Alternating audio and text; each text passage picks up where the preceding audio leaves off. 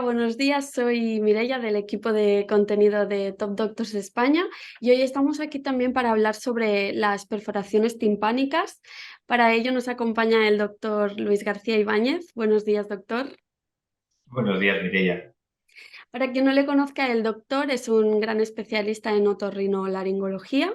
Fue el responsable de implantar y poner el primer sistema auditivo totalmente implantable en España, y además también es experto en otro tipo de tratamientos como pueden ser los implantes de oído medio, el neuroma auditivo, también vértigos y implantes cocleares. En este caso me gustaría empezar preguntándole cómo se puede describir una perforación timpánica. Bueno, las perforaciones timpánicas son simplemente agujeros en el tímpano, o sea, perforaciones, agujeritos en el tímpano que pueden estar provocadas por diferentes causas y eso suele provocar una serie de síntomas y molestias a los pacientes. En este caso, ¿qué tipo de síntomas podrían presentar? Generalmente, el síntoma más habitual de una perforación timpánica es, o los dos más habituales serían la pérdida auditiva Ujú. y la supuración, las infecciones que provocan que salga supuración líquido a través del oído, pues cuando nos constipamos o cuando nos entra agua en ese oído. Entonces, puede empezar por una y después aparecer, por ejemplo, puede empezar la supuración por una otitis, perforarse el tímpano y después perder la audición, o puede ser una persona que tenga una perforación desde la infancia y que de repente cuando ya es un adulto, pues por culpa de esa entrada de agua, esas infecciones se empieza a supurar. Acaba de comentar un poco cuáles podrían ser las causas de una perforación de tímpano, pero imagino que existen algunas más. Hay muchas causas, de hecho, de perforación de tímpano. Las más habituales son las infecciones de oído medio. Con una sola infección es difícil, pero las infecciones repetitivas, por ejemplo, en niños pequeños que tienden a tener más otitis cuando son pequeñitos, entre los 0 y los 7 años, pues ahí el tímpano puede quedar perforado o incluso puede quedar más debilitado, que puede quedar muy finito y que después cuando ya es adulto, pues con un estornudo fuerte, con un viaje en avión o con una inmersión, con estar buceando debajo del agua, puede acabar ese tímpano debilitado perforándose. Pero además de las infecciones, pues pueden ser traumatismos, golpes, un pelotazo, un manotazo en la oreja, estar nadando y que una ola te golpee contra el tabillón y te provoca también una perforación.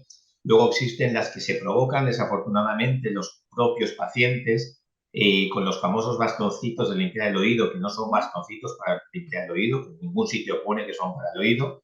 Todos los otorrinos los odiamos porque todos hemos visto pues manipulaciones con perforaciones timpánicas, incluso con sorderas completas por culpa de la manipulación con ese bastoncito. Entonces, causas, como decimos, infecciones, traumáticas, secundarias, incluso pues iatrogénicas, como decíamos, del propio paciente. O sea, hay multitud de causas que pueden causar esa perforación, pero generalmente siempre va a ir acompañada de la pérdida auditiva y de la supuración de la otitis.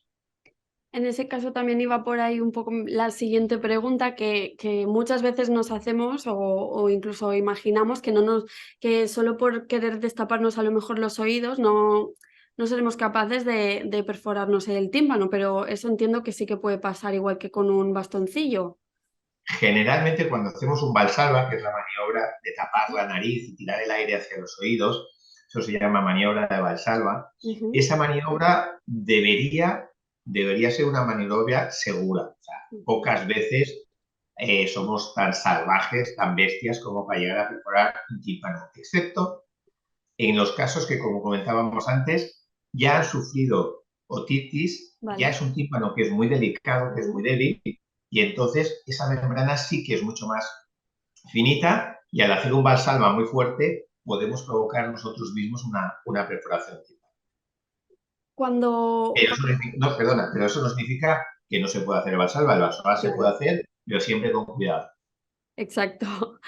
En cuanto nos puede pasar, ¿qué tipo aparte de como ya he comentado, una pérdida de audición o a lo mejor una infección, qué tipo de complicaciones podemos encontrar? En los casos más graves, además de la pérdida auditiva de la supuración, pueden aparecer acúgenos, los famosos pitidos en el oído, Ujú. que pueden ser transitorios o permanentes, que ya estaríamos hablando de una complicación más grave. Y luego, por ejemplo, en caso de un valsalva severo, un valsalva muy intenso, podemos incluso provocar un vértigo, un mareo asociado en ese mismo momento, Ujú. porque hay una descompresión muy importante del oído y eso se transmite al oído interno y como sabemos, en el oído interno también existe el sistema del equilibrio y entonces ese sistema del equilibrio se irrita, se altera, provocando pues esos vértigos.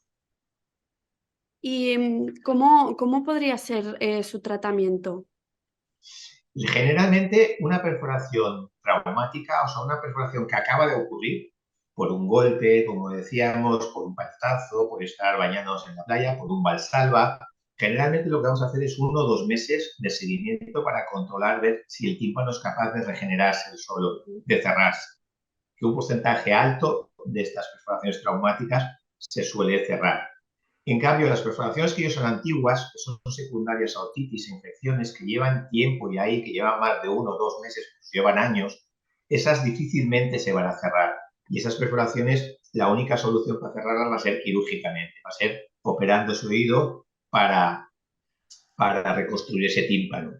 Es una operación que, dependiendo de la edad del paciente, se puede hacer con anestesia local o general. Si es un niño, pues lógicamente con general, pero si es un adulto, pues podemos realizarlo con anestesia local, que va a ser muy cómodo para él.